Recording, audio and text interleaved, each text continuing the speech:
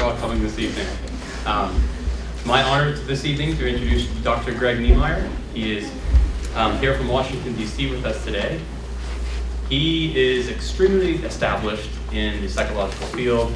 Does a lot of stuff on the national level with the APA, lots of training, big influence over the APA with training in different things, has over 200 publications in the field, has been in the field for 30 years? Oh, 8 or 10 years. Okay. But those are all really great things and really awesome. But what I really wanted to share was that he is an adjunct for us. And he really wanted to come out here and do this for you guys. We are not paying him extremely large sums of money. He wanted to come out here, and this is his third presentation today. He really wanted to share with the students and talk with you guys. And when I talked with him earlier today about what is his biggest passion in the field, he really thought about it for a minute and said that it's really seeing students grow. And that's really evident in his actions with coming all the way out to Hays, Kansas and doing this for us here tonight. So we're really honored to have him, and let's welcome him with a warm round of applause.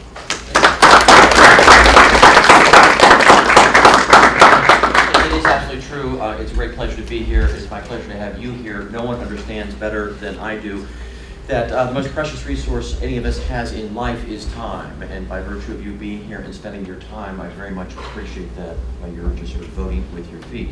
It is true, it's my third presentation today. What Josh says is absolutely true. What he doesn't tell you is it's a third presentation because he said, I couldn't leave until I got it right. Okay, so I'm glad you're the third and not the first two. But the truth of the matter is that we're going to talk tonight about one of the things that I think is one of the most exciting areas in the growing area of psychopathology, and that has to do with this relatively new field of behavioral addictions and technology addictions in particular. So if you haven't turned off your cell phones already, don't. Go ahead and indulge the interest that you may have at any time to Snapchat or Instagram or whatever you may want to do. We will talk about all of these behavioral addictions over the course of the next hour or so. I want to invite you to think about the world of addictions as a great big giant Venn diagram. You know the Venn diagrams where you have concentric circles inside of one another. The biggest area you can understand is addictions, and that includes everything, and for most of us that has often meant substance addictions. But inside of that big Venn diagram is a second circle, concentric circle, and that would be the world of behavioral addictions, not chemical or substance, but behavioral addictions. And inside of that circle of behavioral addictions would be the technology addictions. Inside of the technology addictions would be internet addictions. Are you with me? So it's almost as if this is a nested, sort of ambricated, nested way of understanding addictions. And I want to start just by sharing with you one of the most perverse ironies in the field of psychology and psychodiagnosis, and that is the way in which we came to the concept of internet addiction. The concept of internet addiction began as a joke. It was a joke that was made by a New York psychiatrist. He just passed away about 10 years ago, Ivan Goldberg, who came up with the notion. He was treating patients, obviously early in the internet age, and he came up with this notion, and he thought it was great fun, of an internet addiction disorder. He called it IAD. And as a joke, an inside joke to his colleagues, as a joke to the population, he started to come up with these very comical kinds of symptoms. People with internet addiction, when they left their keyboards, they would start to get jittery and fidgety, and they would have these dissociative experiences when they were watching their computer screen, and so forth, all patterned after things like the Diagnostics and Statistics Manual, but all with the foot or tongue firmly planted in cheek. It was all designed as a joke. Well, as he spread these internet addiction criteria among his colleagues, a number of his colleagues came to him and said, "You're describing me perfectly. I can't get offline. I can't tear myself away. I'm caught in the net." He says, no, it's a joke, it's a joke.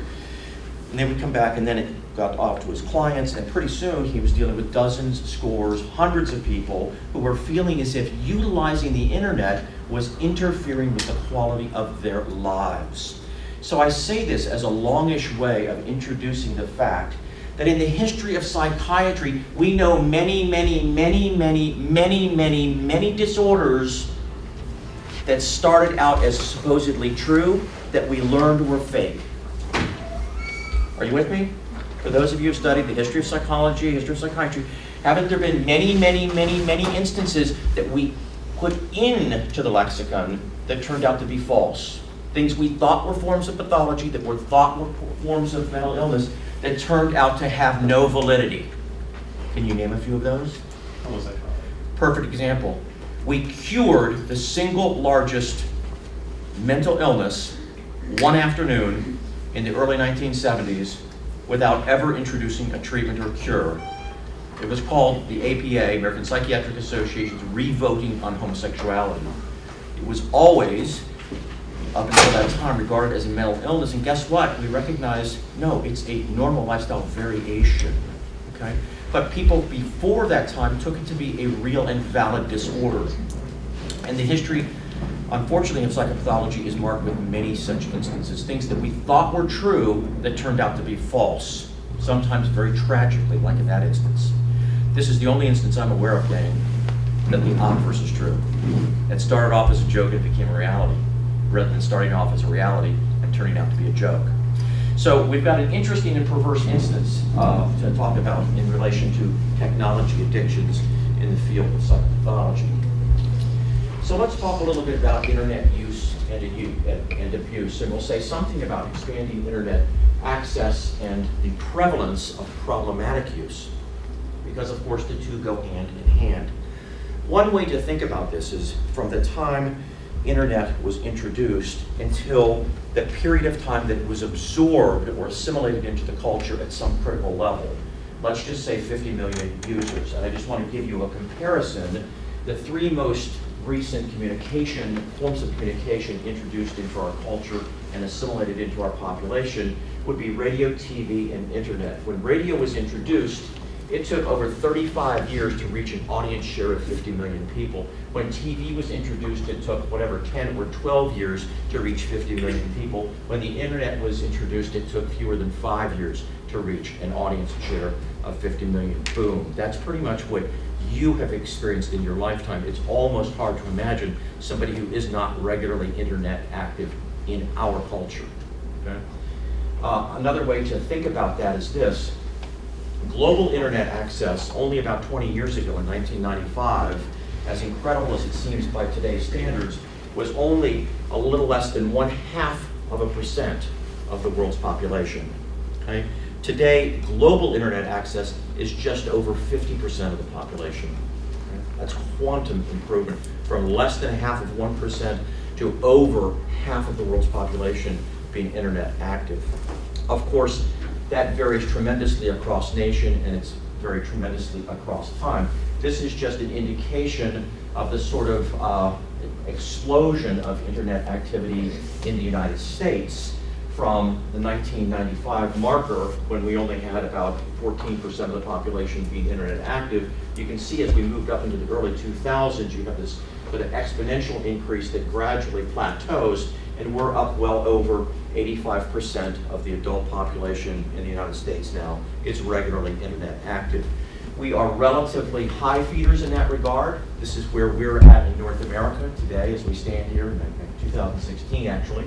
About 90% of North America is internet active, obviously Europe highly so, and so forth. But there still are places in the world that is less true for. Obviously, if you get into Africa, you go further down to Albania and some other countries as small as 10 or 15% of the population are still internet active, and it's sometimes easy for us to forget that. But you can see we are almost at the point in our culture of sort of internet market saturation. It would be hard to imagine somebody working and living effectively in our culture without having regular internet utilization and access. And of course, globally that's changing all the time. You know, Google has just discontinued its balloon program. You knew that. They had the balloon program where they were floating these giant balloons in rural areas around the country to provide internet access in gap areas.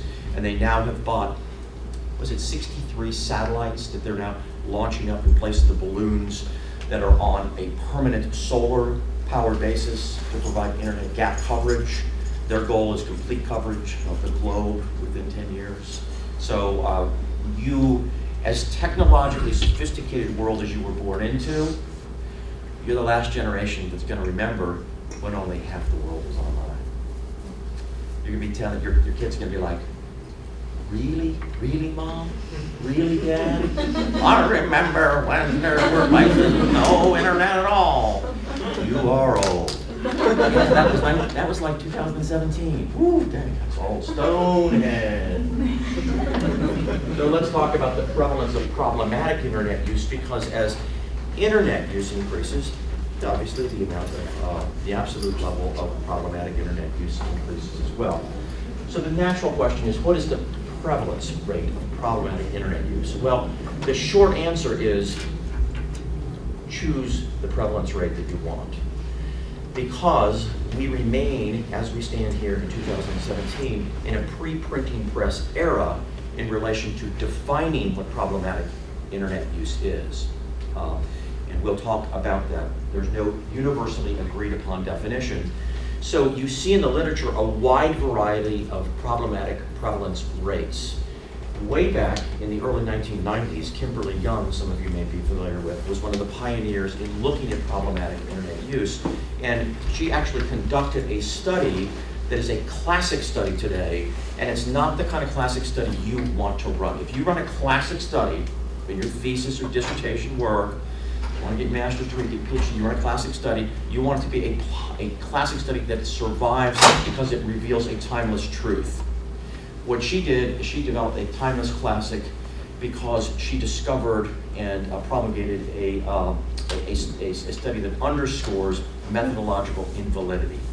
Because what she did is she did one of the first studies of the prevalence of problematic internet use, and she conducted the study on the internet, late at night, when probably the prevalence rate of problematic use would be like really, really high. And what she found, and what she put out there in the early 1990s is, look out for the internet. Oh my goodness, 80% of the people on the internet are experiencing problematic internet use.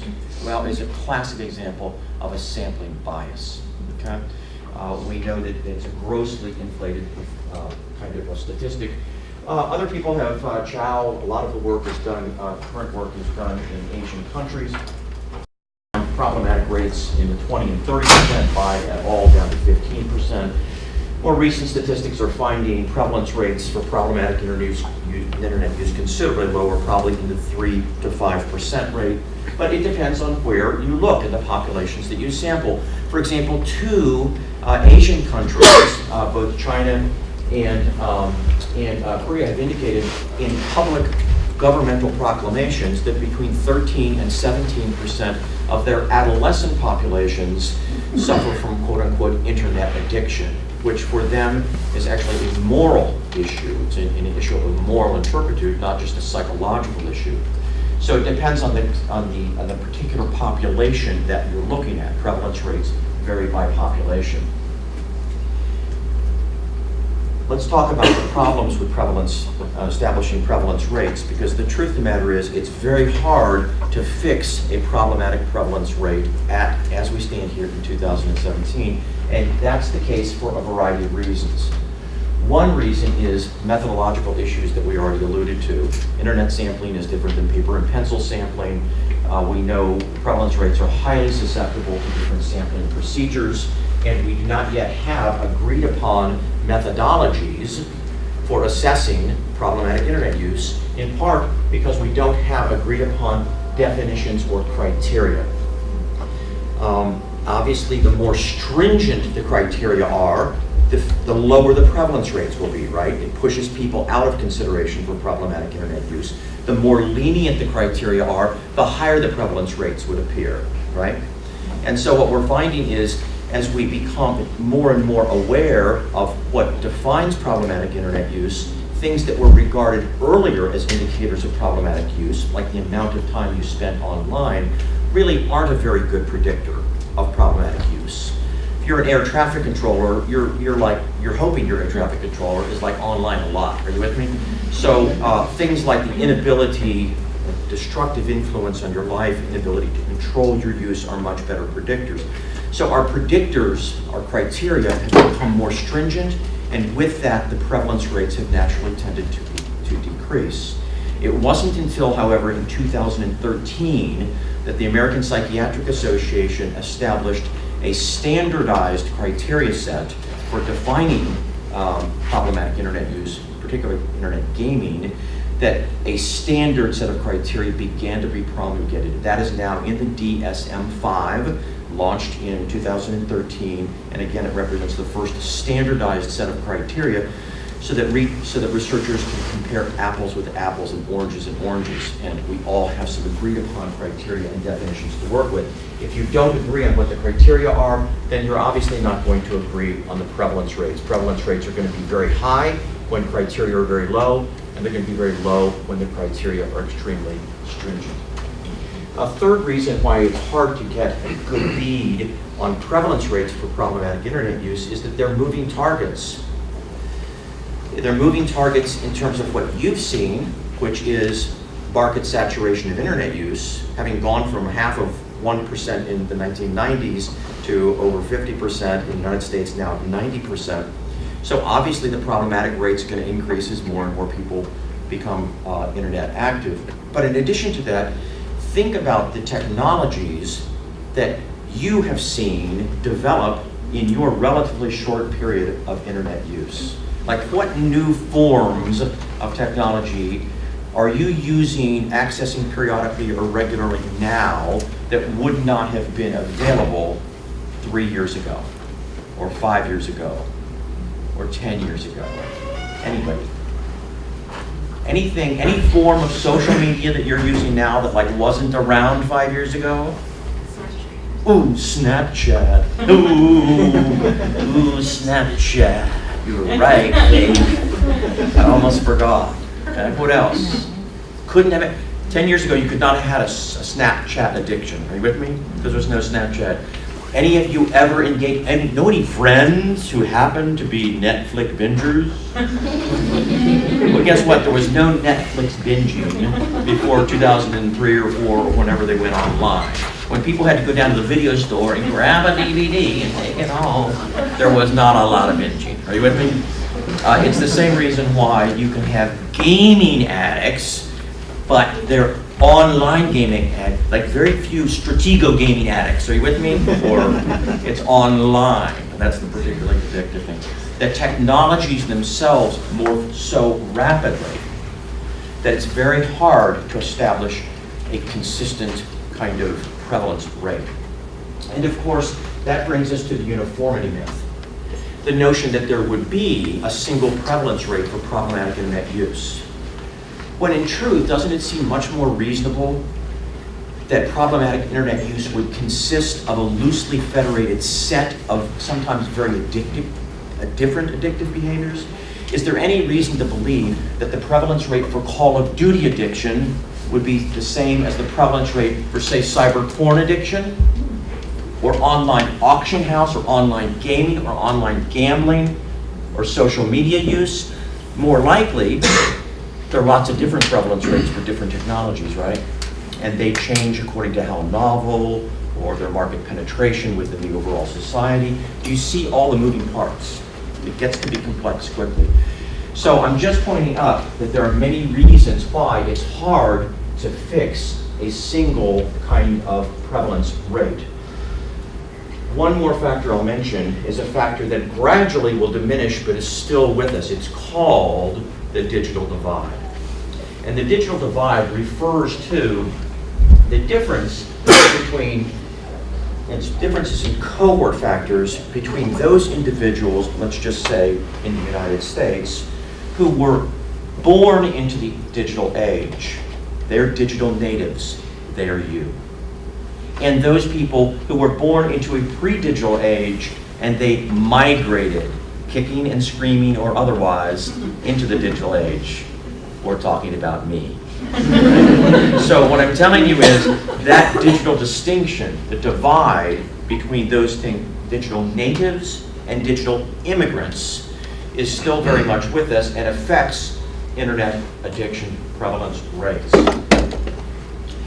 This is just a couple of illustrations of the difference between digital immigrants and digital natives. And here you have 3 middle-aged women sitting around having tea together, and the one is saying to the other 2 women, I read on the internet to watch out for all those cookies and spam. I tell you, I can't keep up with all these fad diets. Okay? This would be a digital immigrant. Okay? How about this one? I like this, Little Red Riding Hood. Little Red Riding Hood is talking to the big bad wolf. I'm going over to Grandma's house to show her how to check her email again for the 10 millionth time. If you don't bite her, I will. Okay? This is the digital native talking about the digital immigrant. We all know, and you've seen this in your household, and you know people for whom this is true. If grandma and granddad don't know how to do something, they talk to their children, okay? And if their kids don't know, they go to their kids. And if the oldest kid doesn't know, they go to the youngest kid. And they keep going down until you get to the progressively more technologically sophisticated ones, and finally you end up here. You end up here. Okay? Now, I don't know about you, this was not my experience growing up. You know, I did not have, like, Google, and, I was just like, they're for me. This is quite literally what's happening now. Now, I do not know about you, but I can tell you for a fact I was not toilet trained on a Mac. It didn't happen. I didn't have a PC, nothing, okay? This was not my toilet training experience, okay? But it is there. It is there now. It's pretty interesting and pretty astonishing. And so if you find yourself feeling old, it's because technology has just changed that quickly. Even among a relatively young cohort group. This was a study I thought would be fun for you guys. It was fun for me when I read it. It was a UK study recently came out and said that 20% of kids under 3 years of age learn to open and operate apps before they learn how to tie their shoes. Now I bet even with you, I bet you could tie your shoes, like some of you at least, before you learn to open apps, okay? But now look at this, 20% of the kids in the UK can open apps. This one, I'm not saying it's not a commentary, it's not a bad thing. It's not white hats and black hats. I'm not saying it's a bad thing. I'm just saying it's a sign that things are changing. Are you with me? Plus it's a sign that probably about 20% of the kids in the UK are wearing like Velcro shoes today. They can open the apps real well, but tying shoes is still a challenge. Society changes, and there it is. So let's talk a little bit about understanding behavioral addictions, and really the way behavioral addictions are understood is as an expression of substance addictions. And substance addiction, here you can see the defining features: an obsession or compulsion to use a substance where the person lacks control over the use and continues using despite knowledge of negative consequences associated with the use. And those are critical. There has to be use, there has to be negative consequences, there has to be awareness of negative consequences, and there has to be a persistent use. Those exact same features are what define a behavioral addiction. An obsession or compulsion engaging in a particular behavior. So we put sexuality, for example, in there instead of, say, methamphetamine, right? And a particular compulsion to engage in the behavior where the person lacks self-control, can't abstain from the behavior, recognizes that negative consequences befall the behavior, and continues to do it nonetheless. So the definition is a parallel definition of behavioral addiction to substance addiction. The concept of behavioral addiction goes way back, gang. In the United States, we regard the father of American psychiatry as being a contemporary of Jefferson, a contemporary of John Adams, a guy by the name of Benjamin Rush. You may well know him if you have taken abnormal psychology or studied the history of psychiatry. He's known as the father of American psychiatry. He wrote a very influential text, the first textbook on mental illness in the United States, published in 1812, in press for over half a century. And in there, he identified what he called excessive sexual desire as the first sort of described behavioral addiction. Now, just as a postscript, sort of a soliloquy, sort of an aside, the most recent version of the American Psychiatric Association's Diagnostics and Statistics Manual was released just a few years ago. And in there was a strong proposal to include a behavioral addiction called hypersexual arousal disorder. Now, for those of you who are in master's programs or have studied the DSM, the Diagnostics and Statistics Manual, recognize that the chair of the task force for the previous 2 editions of the Diagnostics and Statistics Manual has had a 7-year scorched earth campaign against the most recent version of the manual, DSM-5, because he believes that the DSM-5 has a voracious appetite for pathologizing powerful and negative but normal experience by reducing all the criteria and bringing more people into the fold of mental illness. So when he heard that they were proposing a behavioral addiction called hypersexual arousal disorder, he went to the New York Times and he issued a fabulous interview. And in the interview, he said, and they quoted him on this lovely quotable crystal, great, now the DSM-5 is trying to pathologize everything we like to do a lot. And when that quote got out there in the press, they had to retract the entire disorder. They retracted it out of the DSM-5, they retracted it out of conditions for further study, and they just tossed it aside for a future year. Okay? But it is the case that it was brought back up and considered, obviously, a full 100 years after Rush first introduced it. So it remains not officially in the book, but there are 2 that are in the book. The first ever that we'll talk about is a gambling addiction. And the second, which is under consideration for inclusion, is an internet gaming addiction, the first 2 behavioral addictions.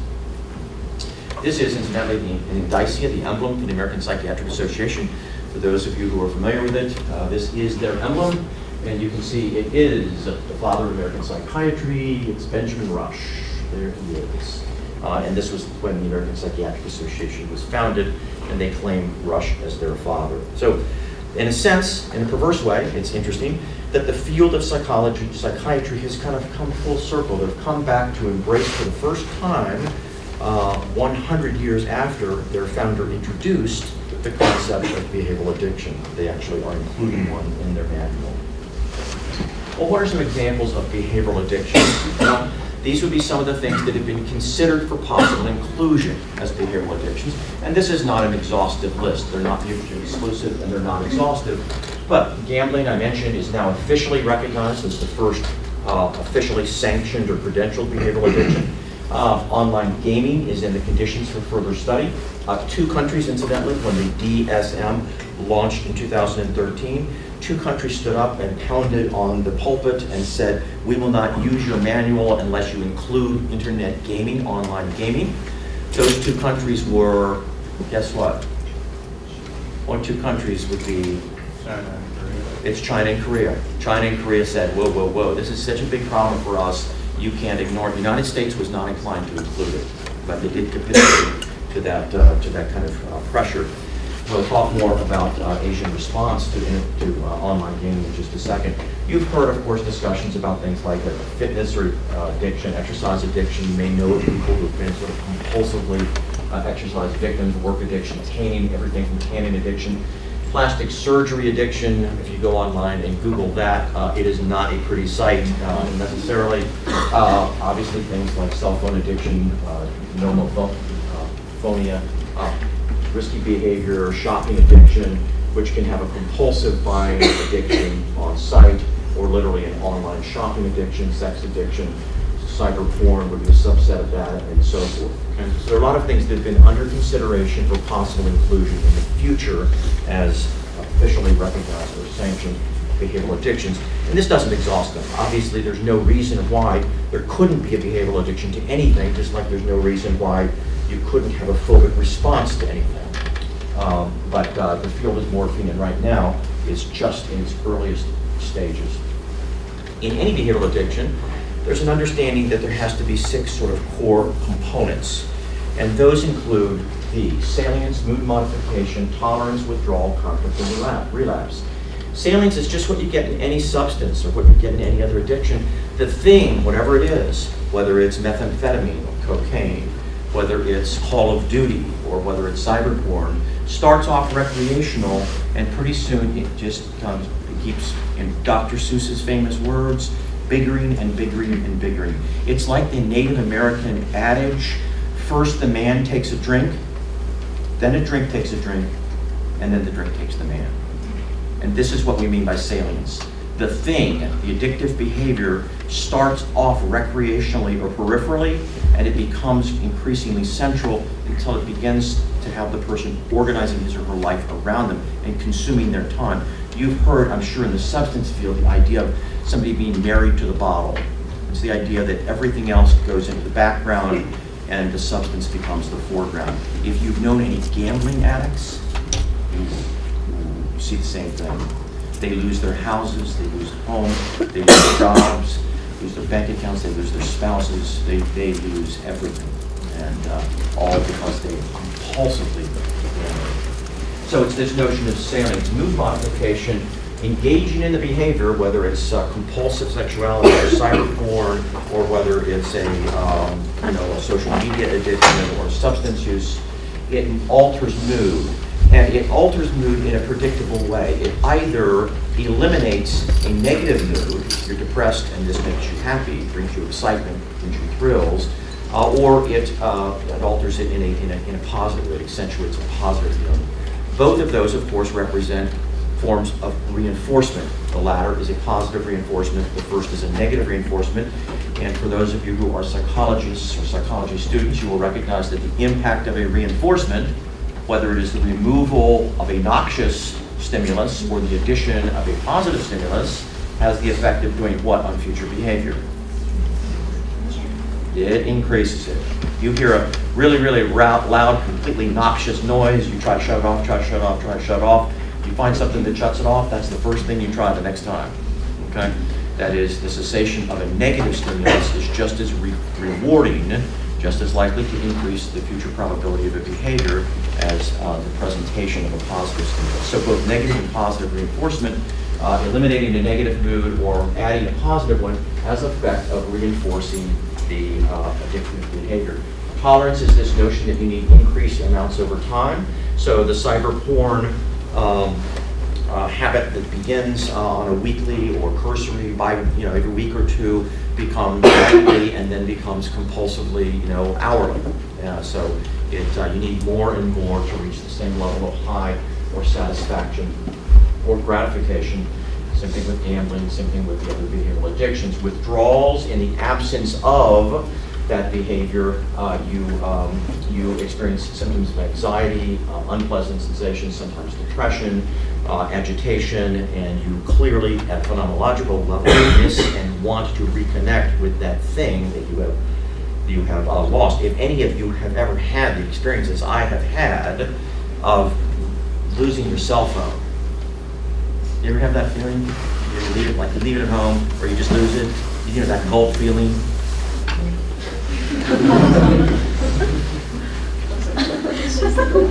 Yeah, it's just like that. It's the closest, without having the behavioral addiction, that you're going to get to the phenomenology of behavioral addiction. It's that anxiety, it's that sense of being bereft, it's that sense of wanting to, I'll pay anything, just get me my phone back. And so that's this notion of withdrawal symptomatology. Conflict, the behavioral addiction creates problems associated with the behavior. Before anybody goes into treatment, they look at everything in their life has told them, get offline, stop gambling, please, you're ruining the family with your cyber porn. So many people have told them, this is problematic for us, even if it's not for you. We're not saying you're morally wrong, we're just saying your behavior is costing us dearly. We can't pay the rent. Now, I know you think you're going to have the next big win and we'll pay it all back, but right now we can't eat it or we can't pay the mortgage.